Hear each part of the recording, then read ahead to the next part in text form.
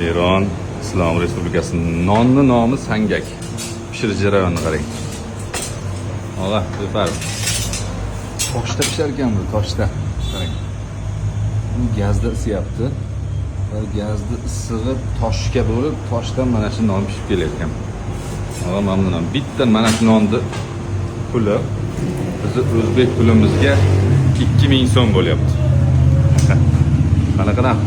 Shunaqangi shirin, mana shu sangak noni rosa zo'r. Bittasiga bir 4 kishi to'yadi. Bitta Novoy nonga bizda 4 kishi to'ymaymiz. Bu nonga 4 kishi to'yadi. Sangak nomi.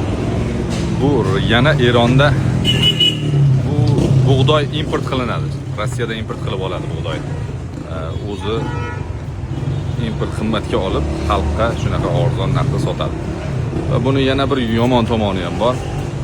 Nonda isrofgarchilik ko'p, shunaqa arzon bo'lgani uchun marketlarda ko'p e'tibor beraman.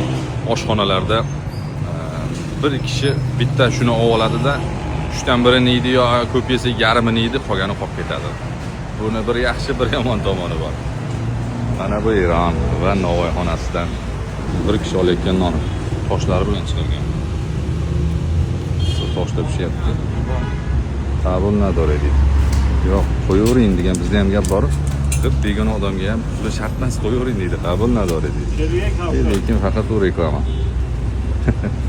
Men bir marta qabul nador deb bermasdan ketgan ekanman.